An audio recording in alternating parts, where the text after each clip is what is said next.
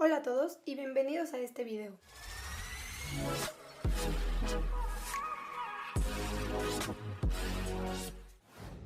Explicaré algunos de los temas de la demanda del individuo y del mercado, los cuales son los siguientes: la curva de Engel, la demanda del mercado, la curva isoelástica, los excedentes del consumidor y por último, las externalidades de red.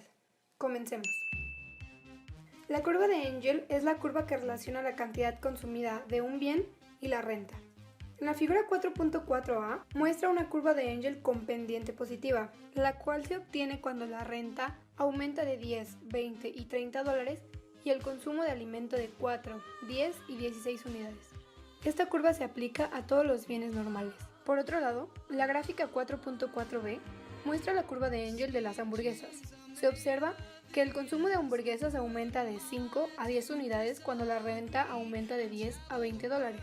Cuando la renta aumenta de 20 a 30 dólares, el consumo disminuye a 8 unidades. El segmento de la curva de Engel que tiene pendiente negativa es el intervalo de renta en el que las hamburguesas se convierten a un bien inferior. A continuación, pasaremos a examinar la curva de demanda del mercado. Esta curva muestra cuánto están dispuestos los consumidores a comprar de un bien cuando varía su precio. Para hacer más corto el análisis, supongamos que solo hay 3 consumidores en el mercado de café: consumidor A, B y C. En el cuadro están varios puntos de las curvas de demanda de cada uno de los consumidores. La demanda del mercado, que es la columna 5, se obtiene sumando las columnas 2, 3 y 4. Por ejemplo, cuando el precio es de $1, la cantidad total demandada es de 6 más 10 más 16, que nos da un total de 32.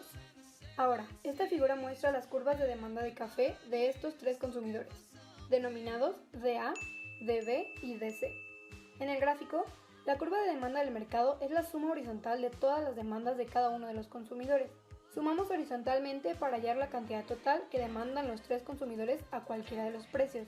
Por ejemplo, cuando el precio es de $4, la cantidad demandada por el mercado es la suma de la cantidad demandada por A, que es ninguna unidad, por B, que son 4 unidades, y por C, 7 unidades. Como todas las curvas de demanda individuales tienen pendiente negativa, la curva de demanda del mercado también tiene pendiente negativa. Sin embargo, no tienen que ser una línea recta, aunque lo sean las curvas de demanda individuales. Por ejemplo, en este caso la curva de demanda del mercado es quebrada, porque su consumidor no realiza ninguna compra a los precios que a los demás consumidores les parece atractivos, los precios superiores a $4.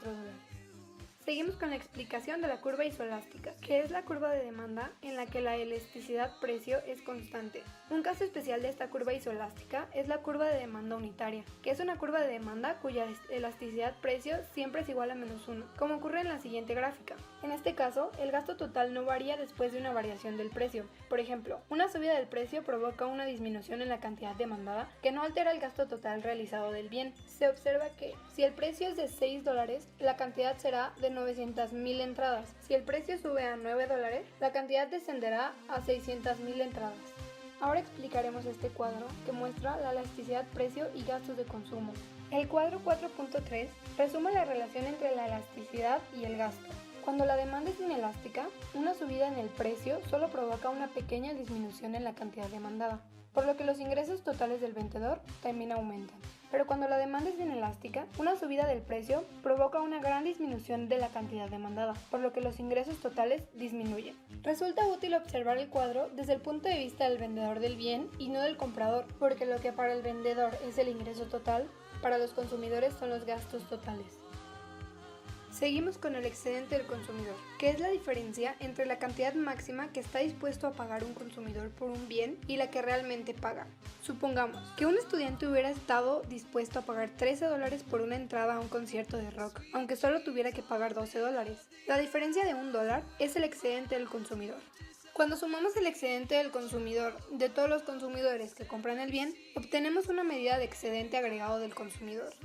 Para poder calcular el excedente del consumidor, hay que conocer la curva de demanda. Ahora, para ver la relación entre la demanda y el excedente del consumidor, examinemos la figura 4.14, donde muestra la curva de demanda de entradas para un concierto por parte de una persona.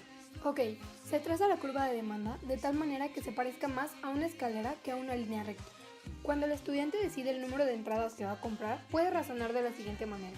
Vale la pena comprar la primera entrada porque genera $6 de excedente. También vale la pena la segunda porque genera solamente $5. Pero la tercera genera 4, la cuarta genera 3, la segunda 2 y la sexta únicamente $1. El estudiante se muestra indiferente ante la séptima entrada, ya que le genera un excedente nulo y prefiere no comprarla.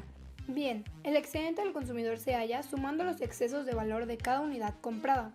Por ejemplo, $6 más $5 más 4 más 3 más 2 más 1 igual a $21. Ahora, para calcular el excedente agregado del consumidor, basta con hallar el área situada por debajo de la curva de demanda del mercado y por encima de la recta que indica el precio. En la figura 4.15 muestra esto que acabamos de mencionar. El resultado de la fórmula es igual al beneficio total de los consumidores, menos los que pagan por las entradas. Lo siguiente que explicaré son las externalidades de red. Para esto necesitamos saber su definición. Una externalidad de red es la situación en la que la demanda de cada individuo depende de otros. Existe una externalidad de red positiva si la cantidad de un bien demandada por un consumidor representativo aumenta en respuesta al crecimiento de las compras de otros. En caso contrario, existe una externalidad negativa, la cual mostraremos en la siguiente gráfica. Pero ahora, la figura 4.17 dice, supongamos que los consumidores que solo han comprado un determinado producto es de 20.000 personas. Como esta cifra es baja en relación con la población total, los consumidores apenas tienen motivos para comprar el producto. La demanda viene dada por la curva de 20. Por el contrario, supongamos que los consumidores piensan que 40.000 personas han comprado el producto, entonces esto lo hace más atractivo para ellos. Cuantas más personas crean los consumidores que han comprado el producto, más a la derecha se desplaza la curva de la demanda. Ahora, la figura 4.18 muestra una externalidad negativa. Un ejemplo de externalidad negativa es el efecto snob, que se refiere al deseo de tener bienes exclusivos o únicos. La cantidad demandada de un bien snob es mayor cuantas menos personas lo tengan.